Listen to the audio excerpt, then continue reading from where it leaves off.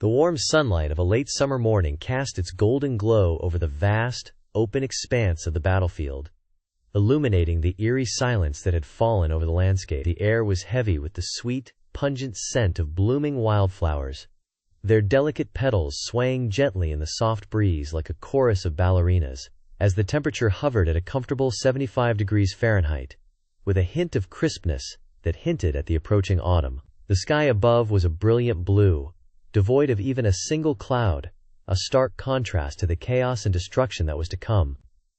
In the distance, the sound of clanging metal and the murmur of hushed conversations could be heard, as the soldiers of the opposing armies began to stir, their armor glinting in the morning light like a scattering of diamonds across the landscape. The soldiers of the Union Army, clad in their distinctive blue uniforms, were armed with the latest model of the Spencer repeating rifle, its sleek, black stock, and polished brass hardware, a testament to the ingenuity of modern warfare.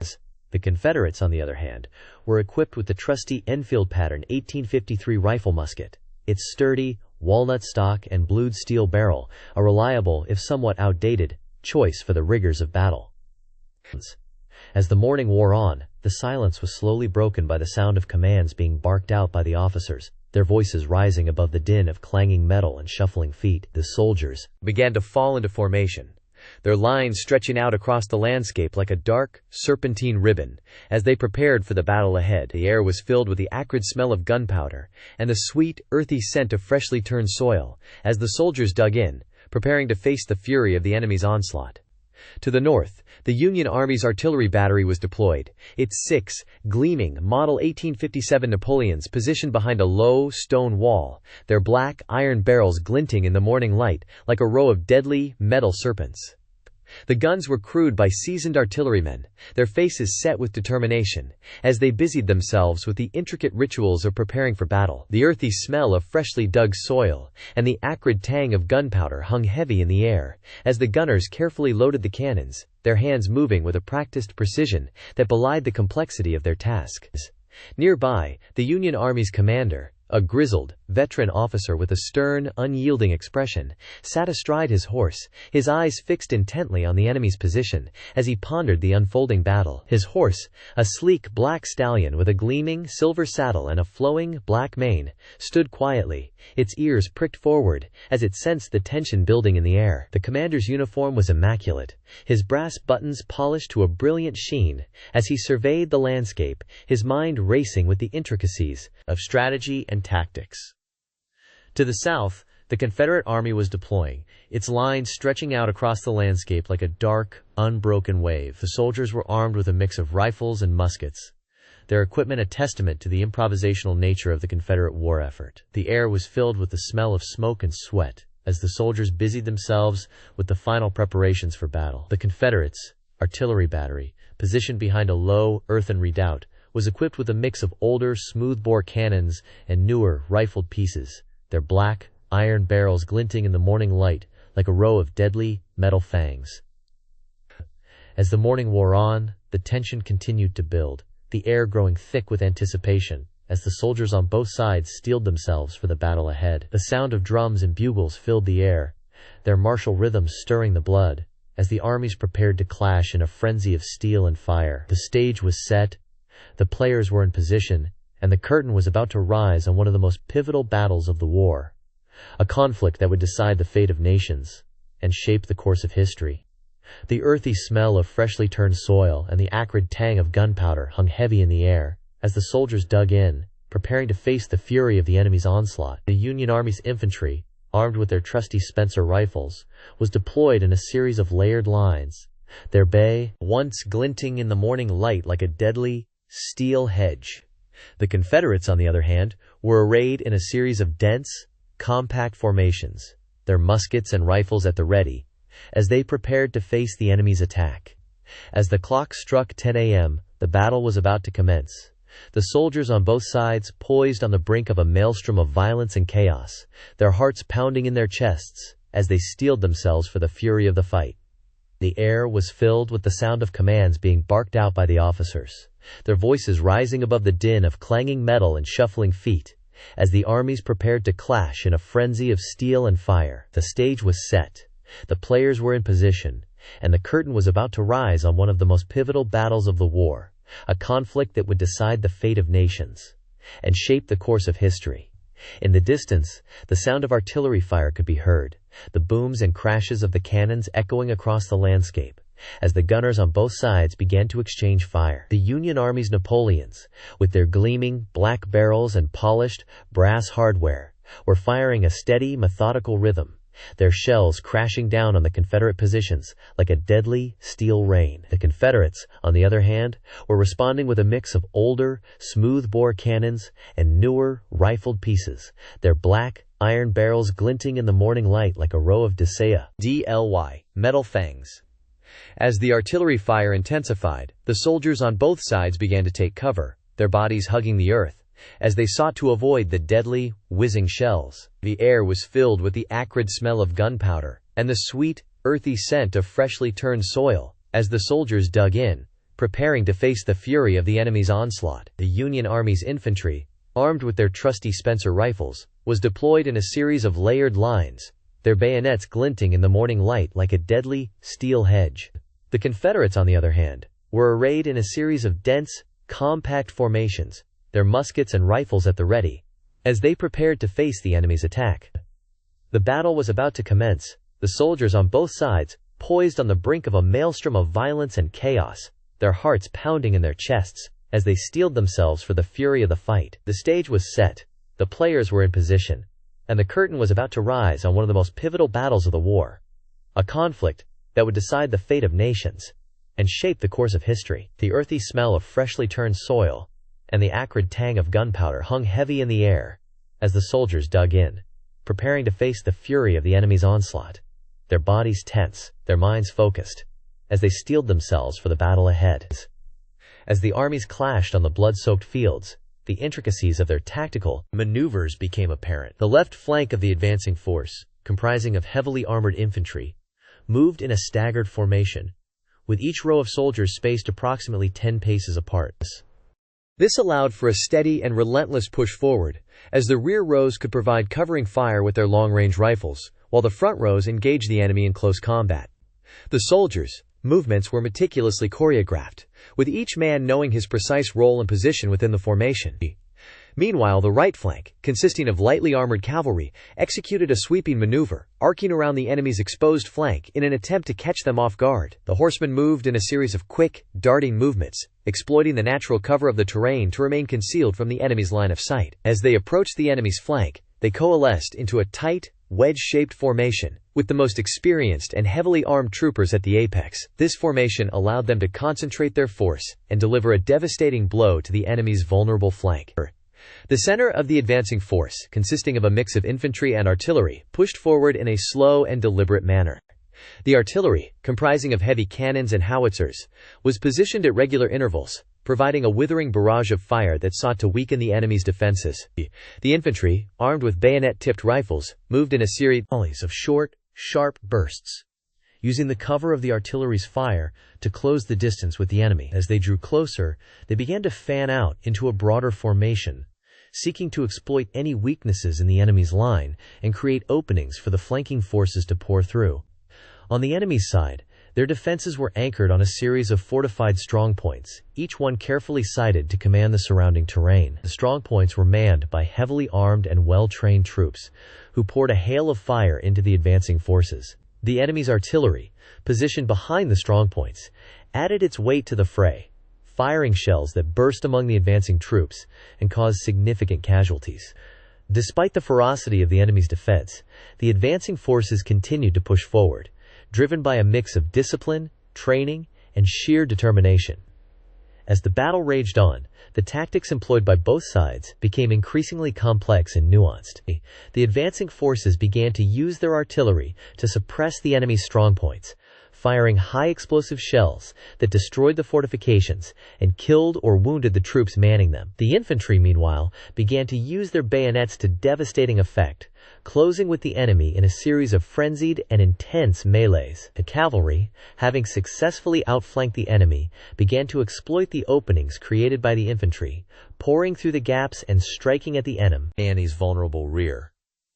The enemy, however, refused to yield, and their defenses continued to hold, albeit precariously. They launched a series of desperate counterattacks, seeking to drive the advancing forces back and regain the initiative. These counterattacks were fierce and intense, with the enemy troops fighting with a ferocity that bordered on desperation. Despite being outnumbered and outgunned, they managed to hold their ground, and the battle continued to rage on, with neither side able to gain a decisive advantage.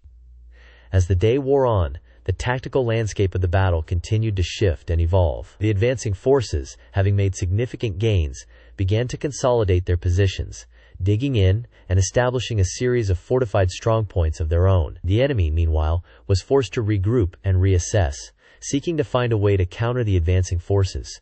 Relentless pressure. The battle had become a war of attrition, with both sides seeking to wear the other down through sheer weight of numbers and firepower. It was a grinding, brutal, and devastating conflict, with no end in sight and no quarter asked or given. The commanders on both sides, aware of the stakes and the consequences of defeat, continued to push their troops to the limit, demanding every last ounce of strength and endurance from them. The troops, driven by a mix of patriotism, duty, and fear, responded to their commanders' demands, fighting with a ferocity and intensity that was both breathtaking and terrifying to behold. As the battle raged on, it became clear that the outcome would be decided by which side could endure the longest and inflict the most punishment on their enemy. It was a grim and unyielding struggle, with no room for quarter or compassion, and only one side could emerge victorious.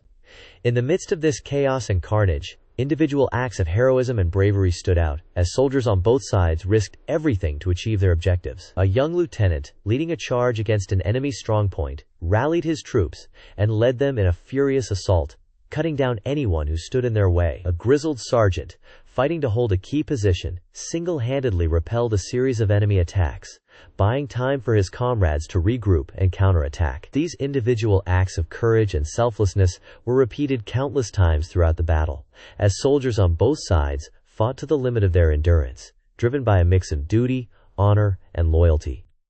As the battle entered its final stages, the tactical situation became increasingly fluid and unpredictable. The advancing forces, having broken through the enemy's defenses, began to exploit the openings created, pouring through the gaps and striking at the enemy's vulnerable rear. The enemy, meanwhile, was forced to retreat, abandoning their strongpoints and fleeing in disarray.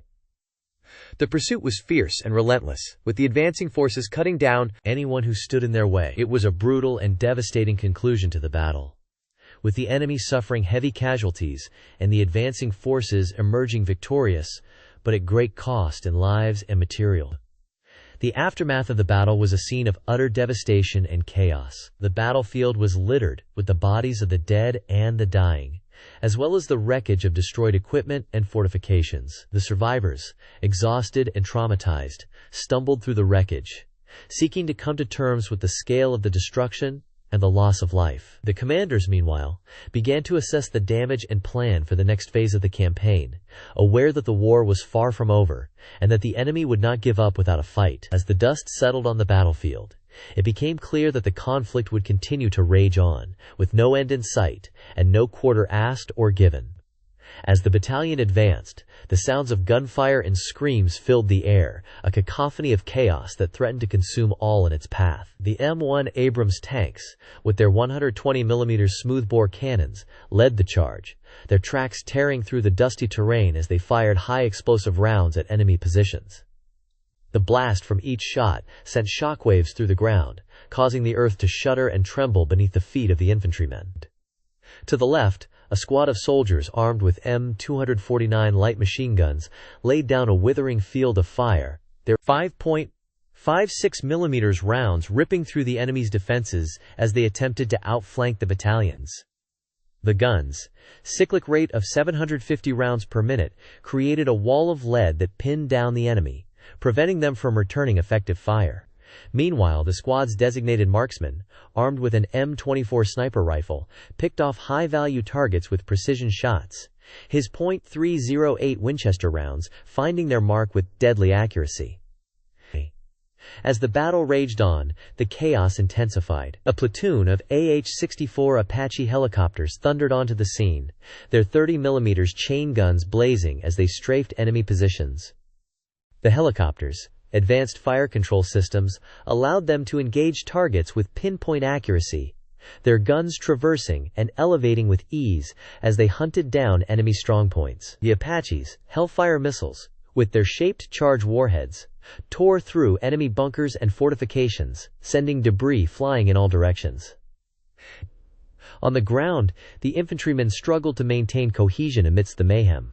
Their squad leaders yelled orders and encouragement, urging their troops forward as they battled to gain a foothold on the contested terrain. The soldiers, M4 carbines, with their 14.5-inch barrels, fired 5.56 mm rounds in short, controlled bursts, each shot aimed at a specific target as they worked to suppress the enemy's defenses.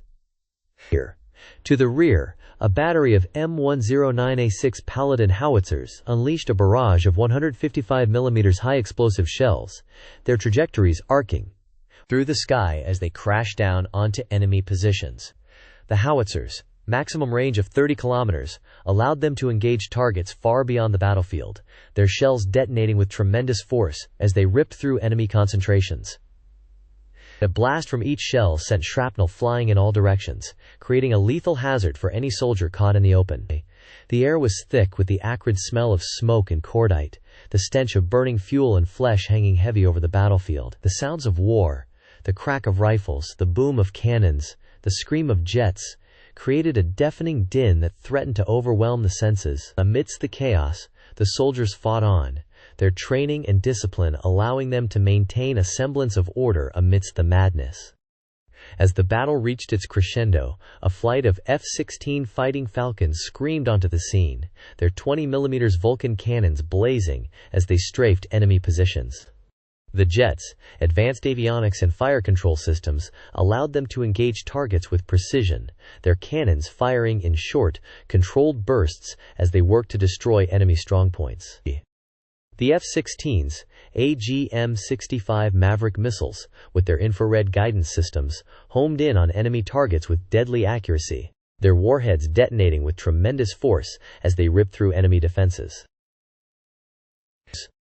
On the ground, the infantrymen pressed their advantage, pushing forward with a fierce determination as they battled to secure the contested terrain. Their squad leaders directed their troops with a mixture of hand signals and shouted orders, urging them forward as they worked to outmaneuver the enemy. The soldiers, M9 pistols, with their 9 mm parabellum rounds, came into play as they closed with the enemy, each shot fired at point-blank range as they fought to eliminate the last remaining pockets of resistance. As the battle finally began to subside, the soldiers surveyed the aftermath, their eyes taking in the devastation that surrounded them. The terrain was scarred and pockmarked, the earth torn apart by the countless explosions that had rocked the battlefield. The enemy's defenses lay in ruins, their bunkers and fortifications destroyed by the intense bombardment. The air was heavy with the stench of death and destruction, the once familiar landscape now reduced to a desolate, war-torn expanse. In the midst of the devastation, the soldiers stood tall, their weary faces etched with a mixture of relief and exhaustion. They had fought bravely, their training and discipline allowing them to overcome the enemy's defenses and secure the contested terrain. As they caught their breath and tended to their wounded, they knew that the battle was far from over. The war would rage on, with new challenges and conflicts waiting just over the horizon. But for now, they could take a moment to reflect on their hard-won victory, their spirits buoyed by the knowledge that they had emerged triumphant from the chaos and confusion of battle. As the chaos unfolded, the cacophony of war reached a fever pitch, with the staccato bursts of machine gun fire and the ear-shattering booms of artillery echoing through the desolate landscape like a chorus of the damned. The air was heavy with the acrid smell of smoke and sweat, the metallic tang of blood hanging over the battlefield like a malignant specter. The very earth itself seemed to shudder and tremble, as if the sheer fury of the conflict was causing the ground to convulse in agony. The soldiers on both sides were reduced to mere automatons, their faces twisted into grotesque masks of fear and adrenaline as they stumbled forward, driven by a primal urge to survive. Their eyes were wild and unfocused, their pupils constricted to pinpricks as they scanned the horizon for any sign of the enemy. The sound of their own ragged breathing was almost deafening, their chests heaving with exertion as they struggled to draw air into their lungs. To the north, a company of infantrymen was pinned down behind a crumbling wall, their rifles and machine guns blazing as they desperately tried to hold back the torrent of enemy troops. The wall was a fragile bulwark, its stone facade cracked and crumbling as the relentless barrage of bullets and shells tore into it. The soldiers crouched behind it, their bodies pressed flat against the ground as they returned fire, their fingers moving with a jerky, spasmodic motion as they pulled the triggers. The enemy was a faceless, relentless horde, their weapons firing in a steady, mechanical rhythm as they advanced across the open ground. They were a tidal wave of steel and fire, their movements choreographed with a precision that was almost beautiful, like a nightmare ballet. The infantrymen watched in horror as they came, their minds numb with fear as they realized the futility of their own position. The wall was a death trap, a fragile barrier that would collapse at any moment, leaving the soldiers exposed and vulnerable to the merciless onslaught. They knew it, and yet they stayed, frozen in place by a mix of fear and duty. They were the thin line between the enemy and the rear echelons, the last bastion of defense against the tidal wave of steel that threatened to engulf everything in its path. As the enemy drew closer, the infantrymen's fire grew more intense, their rifles and machine guns blazing with a frenzied urgency. They were the defenders of the realm, the last hope of a desperate nation, and they knew that they had to hold at all costs. The thought was a burning fire in their minds, a fierce determination that drove them to keep fighting, no matter the odds. The bullets whizzed overhead, the sound of their passage a steady, ear-piercing whine that seemed to go on forever.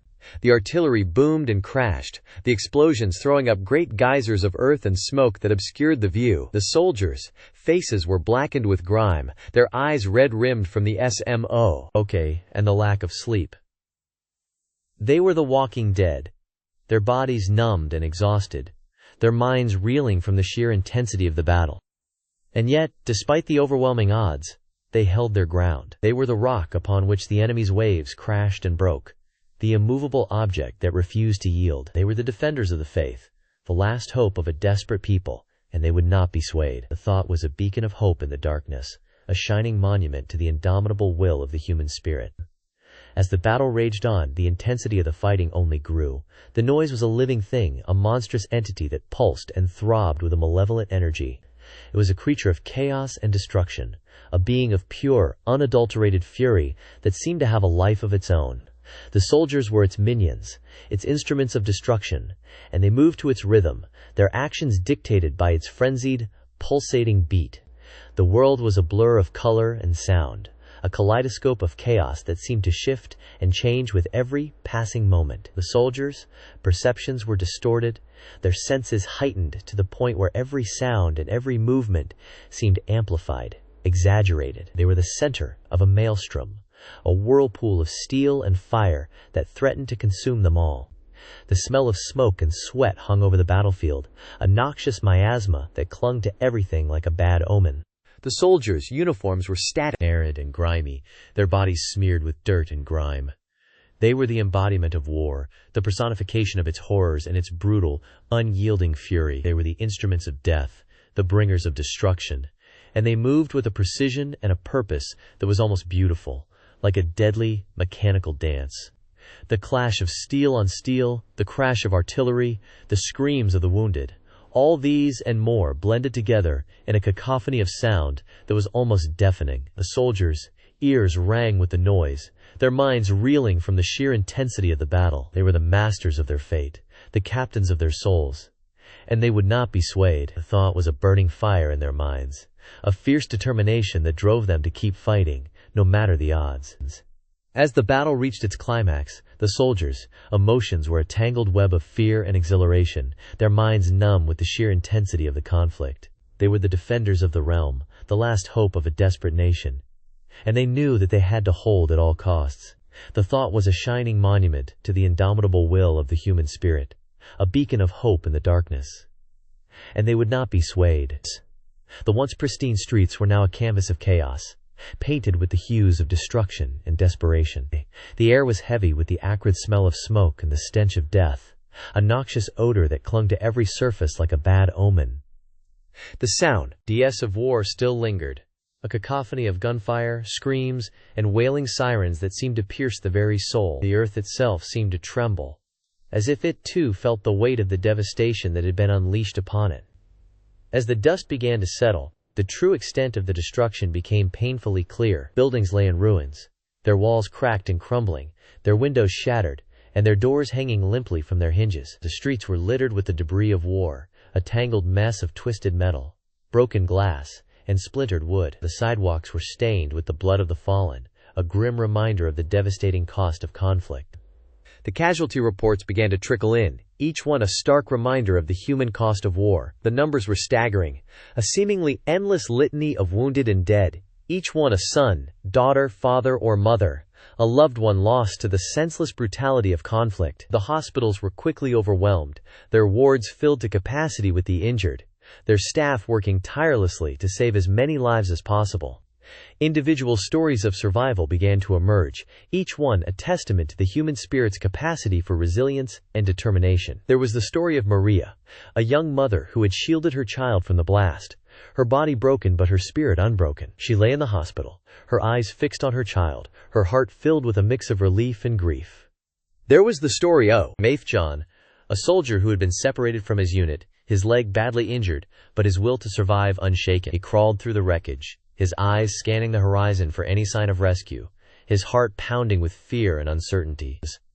As the day wore on, the survivors began to emerge from the rubble, their faces etched with shock and grief.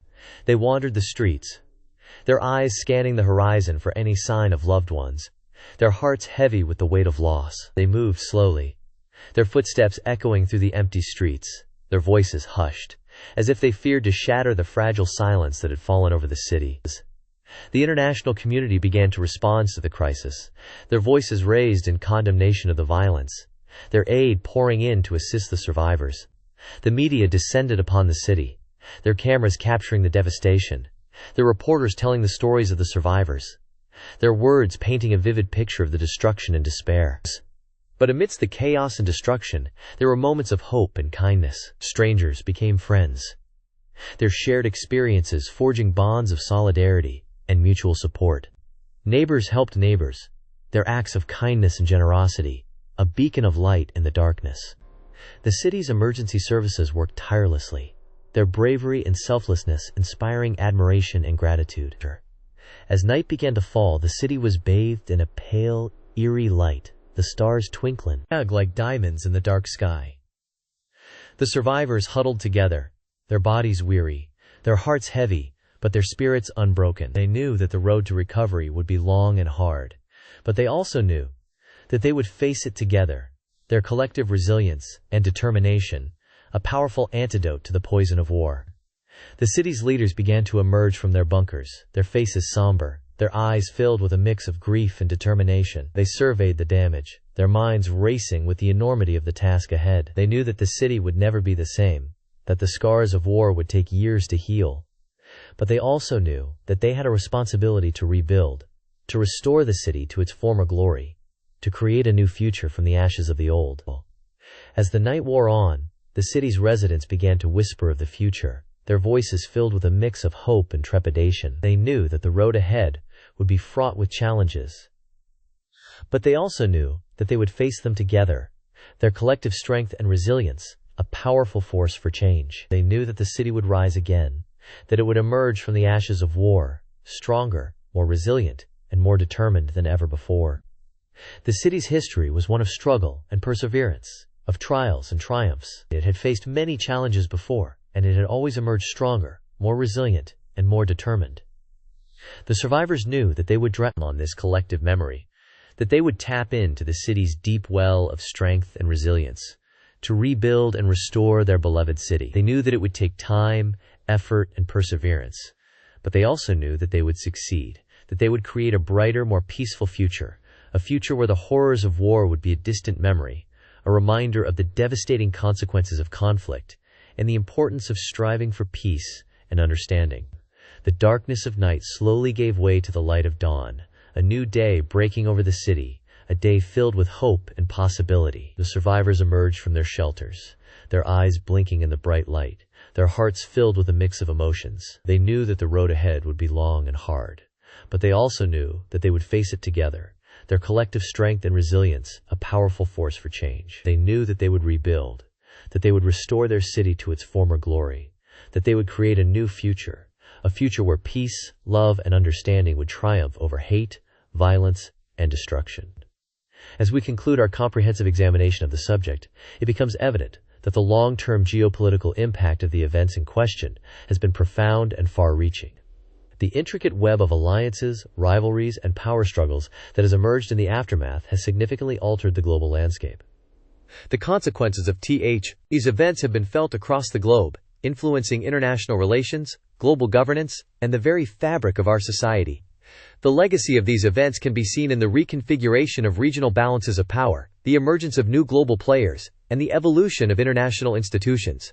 The shifting dynamics have created new opportunities for cooperation and collaboration, but also pose significant challenges to global stability and security. The impact on regional and global security architectures has been particularly notable, with the creation of new alliances, the strengthening of existing ones, and the emergence of novel security challenges.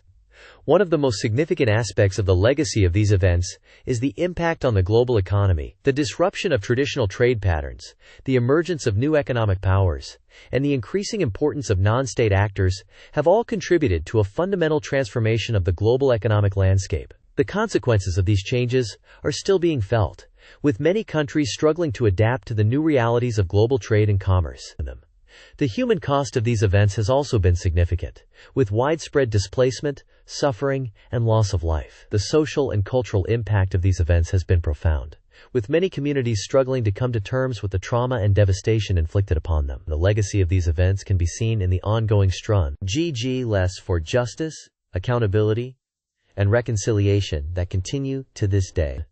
Despite the many challenges and complexities that have arisen, there are also opportunities for growth, renewal, and transformation. The legacy of these events serves as a reminder of the importance of diplomacy, dialogue, and cooperation in preventing future conflicts and promoting peace and stability. The need for effective and inclusive global governance, robust international institutions, and a commitment to human rights and the rule of law has never been more pressing.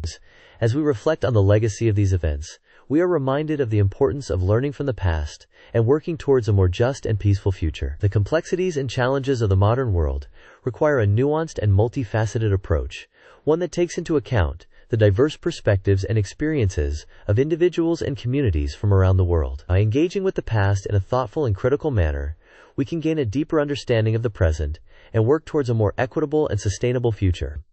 In the end, the legacy of these events serves as a powerful reminder of the importance of empathy, compassion, and wisdom in shaping our collective future. As we navigate the complexities of the modern world, we would do well to remember the words of the ancient Greek philosopher Heraclitus, who noted that, "No man ever steps in the same river twice, for it's not the same river, and it's not the same man." This profound insight reminds us that the world is constantly changing, and that we must adapt and evolve in order to meet the challenges and opportunities that arise.